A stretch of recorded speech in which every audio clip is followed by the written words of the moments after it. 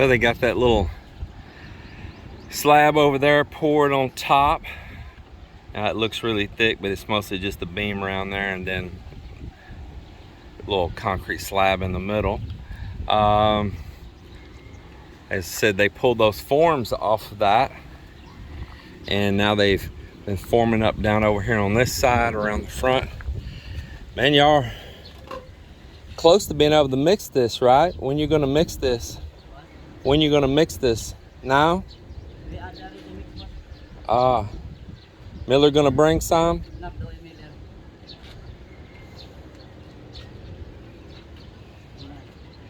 So. Hey, that's still down there. Does any of it have a hook on the end? You bent them? Okay, good.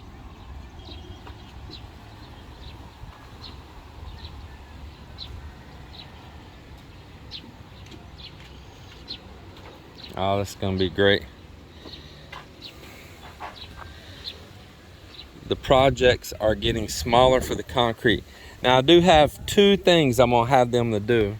You see, right down here, let me step over here to this side. So you see these little gable ends that I poured in here to close off the end of the house. And you see how that one tapers all the way down small to the end, ends at a column. And then on this side it comes down and it just stops.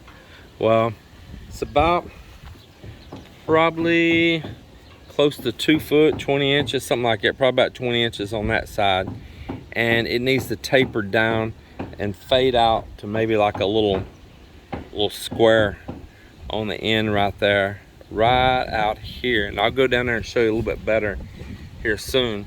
But what we'll do is we'll drill back into that column right there, and we'll drill in at an angle. We'll bend the steel down and bring it out, and we'll weld the rebar out to the ends of that C-channel right down there.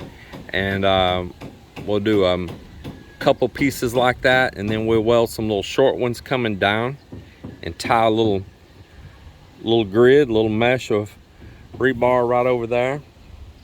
And we'll set forms and we'll pour that. And then they don't have that out there just hanging and strong winds whipping on that. It could, it could buckle that. So it'll actually have that solid concrete tied into that will support it over there. Not only from just the sheer weight of it, but as well tied in as like a lever, like a brace back into that column. So we'll chip back into the column, we'll drill in deep on it, we'll set some good strong steel, weld it all, and then we're gonna pour it all, cast that just like we cast this right here. Boy, look at that beach all cleaned up right over there. Man, that looks better to look at. Check that out. So I had a roofing company come out here today again and measure for all the materials for all of the roof everywhere and the steel deck for that frame over the top of the boat. All the gutter, all the flashing screws, sealants, the whole what we'll call the whole kit and caboodle.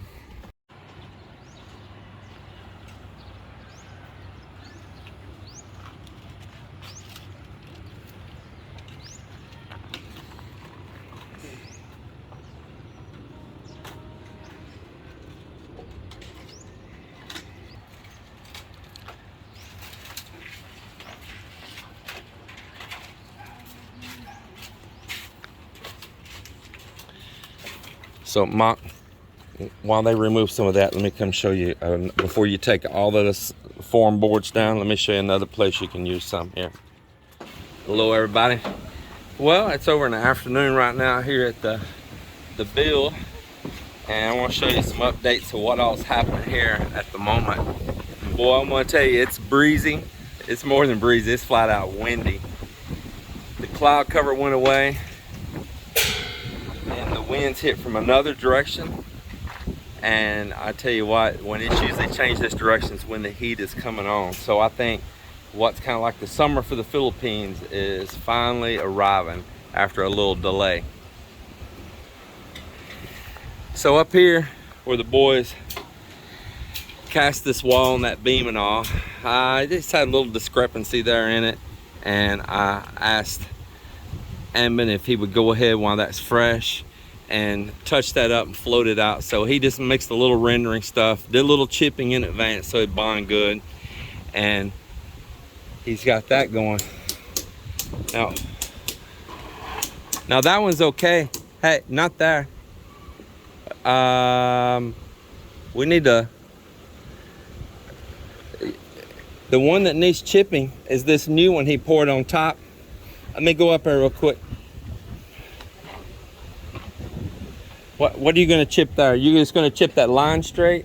Or are you gonna, oh, I see what you're chipping there too. It's flat there. You be careful sitting right there, okay, man? You sure? All right. So, yeah, Ammen's going around fixing all these places. But up here on top, earlier, I had them to cast two little decorative pieces, see right here, and up here. It's my first time to ever even come up here. Like that little column there and that column, I put a piece of precast on it. And I wanted it the same size as the column below it, and where it looks like it just passes right through and it extends off the top. But they got it too big around. It's bigger around than the column underneath it. And it was over to one side almost 3 inches. And when I came up the road just a minute ago and looked up there, I'm like, what in the world? So I said, hurry, break that sucker back off of there before the concrete gets hard. That one there too, we'll just recast it. I mean, they just did them just earlier. Same thing. That one's actually kind of straight, but it's too big around. So just knock it off and do it again. Probably needed a couple stirrups in that too that didn't get put on there. We probably want to, Marvin, before those get recast, maybe we need to make a couple small stirrups also. But yeah, I want to get those right. Now, steel's going to get welded to these right here and to those over there. But Ammen's going around doing all the cleanup work on all of it. And it's just little mistakes that's going to happen. It was actually just a misunderstanding kind of, but it still wasn't straight. He thought that I said that I wanted the same size as that. What we were talking about was the height of it, how high it's standing from right there to there. And but he made it identical, the same thickness and that. But I need that continuity where it has the appearance of passing straight on around through. But we'll get it. It's just a little simple thing, and it's cosmetic. It's not structural. And we caught it before the concrete set hard. A couple more hours, it would have been a different story. But Marvin's on top of it, and that's why you got to get out and look at these things and check it all out. All right, so then the next thing going on here. And over here, Mike's been doing that task that I was talking about, forming those last little pieces over here on the sides. Trying to get at an angle somewhere where I can record it here. Got the sun right at my eyes there. The sun is not in my favor. I'll just climb up here on the bar top, walk over there. Now we can see what it is. So we chip back in this column here, nice and deep on it. He drilled in a hole for the 16 at a downward angle. It's got a bend down on that 16 so it hooks down into it. The 16 goes down, it's welded into the red iron down on the end. Then we welded some 10Ms all the way down through there. He bent those with a hook on the end. Let me see if I can catch. You can see if they're actually bent and hooked around that 16. Then we drilled another 10, same thing, drilled at a downward angle, bent it, ran it across. Let me zoom back again, or pull back, and weld it. So everything's welded together. And then on the back side of that 6-inch channel, we welded a 10mm across all the way down through there that sets out over the top of these other 10s. So when he casts concrete up that back, it can bond around that 10 mm, and strong winds or something can't, you know, try to pull it loose or anything. It gives it more for the concrete to bond around, and you have less chance of it chipping and falling off, because that's going to be like a thinner pour up that back side. And so now with this casting here out to the end, it'll have the weight pushing back and into this column. So when something pushes down this way, the force is going to return back down this way. Just like rocking your hand, you know, the force is going to kick back in the bottom. So that gives that something to cantilever out on and rest on. And it has the weight in its advantage. If there's a lifting force, it has the weight and it being hooked in if there was a suction and a lifting force there. So pretty slim chances of anything happening. It'll take out any deflection, any vibrations, all of that will be absorbed now with the heavy mass of that concrete. So that'll continue on down here as well. And he's knocking it on out. I'm sure he's probably wore out working up here in the wind today. He's been up here having to deal with that and the direct sun.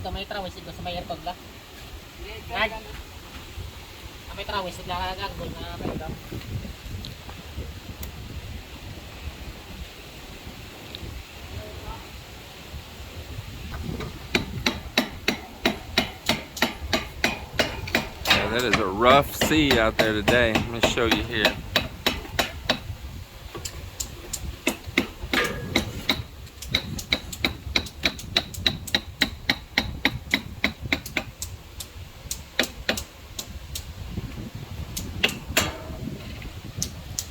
So I don't know, I haven't looked at the charts if the tide peaked last night, because it got up pretty high last night, or if it's going to peak tonight, because it'll come in over several nights. It kind of grows, each night grows a little higher, then it peaks, and then it starts waning, you know, regressing back, and then we'll go into a lower tide period, and then this cycle just goes on and on.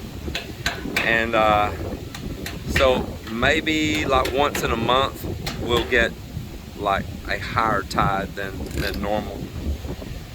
Well, with this wind blowing like this and those waves, and we get a really high tide tonight, I'm gonna have to really watch out, and I might need to move my boat back up. I was gonna take it out, and the winds has just not been in my favor.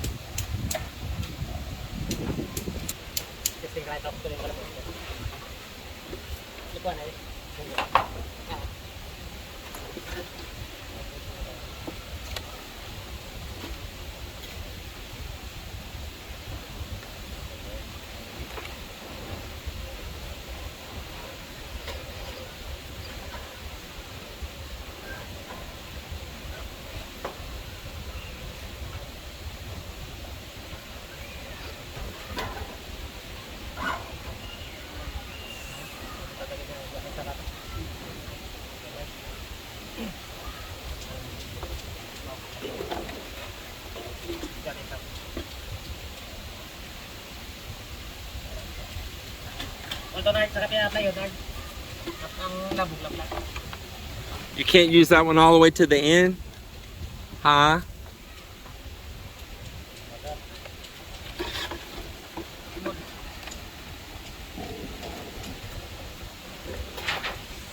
What's wrong with it right there?